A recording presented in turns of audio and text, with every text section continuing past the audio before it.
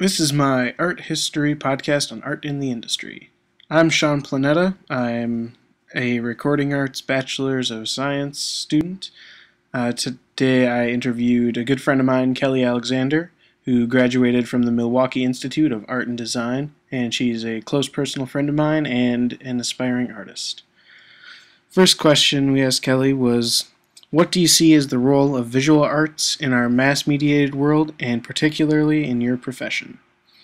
To which she answered, the visual arts has taken many twists and turns as our mass-mediated world changes, especially being introduced to new technologies, like animators who used to work on light boxes to narrate and develop characters, one drawing after another, which is now very old school.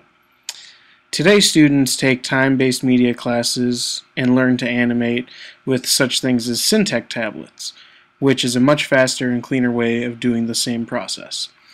In my profession, the mass-mediated world plays a role of finding ways to communicate to young artists who are interested in the visual world and giving them insight to those opportunities.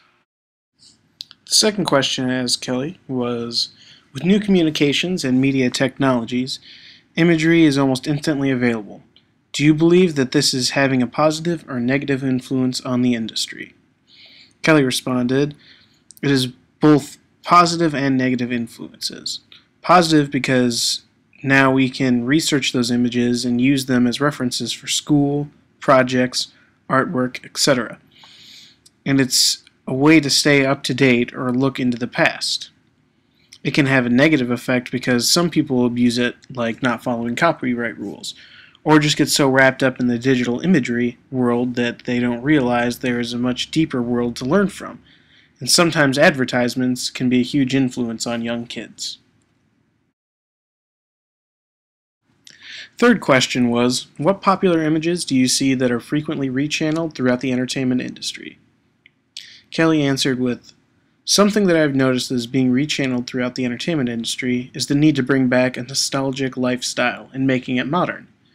There is always something very intriguing about experiences that revolve around nostalgia. Designers, artists, musicians, and even actors seem to be finding some way to add that old feel through their creative process, which also sparks the audience's attention too. Our fourth question was, are there any particular images that this industry has popularized and/or created?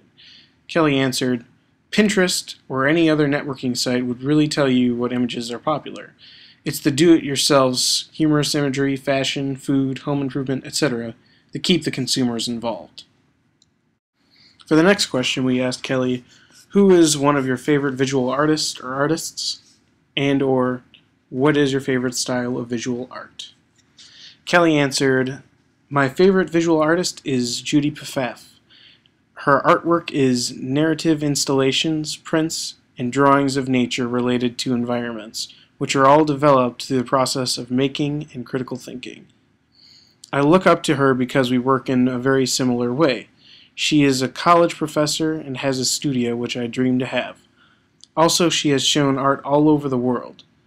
I appreciate all types of art styles, but really find a connection to styles that lend themselves to process, layers, and narratives, which is probably the printmaker in me. The last question I asked Kelly was, how has your knowledge of famous artworks influenced your creative process? Kelly said, my knowledge of famous artwork has influenced me in many ways through the creative process.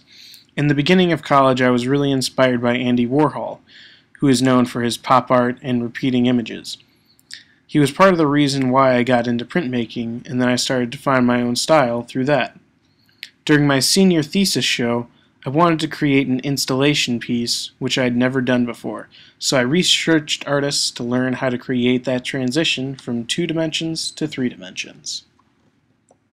Thank you for watching my podcast on art in the industry. I'd like to thank Kelly Alexander for answering all these questions for me.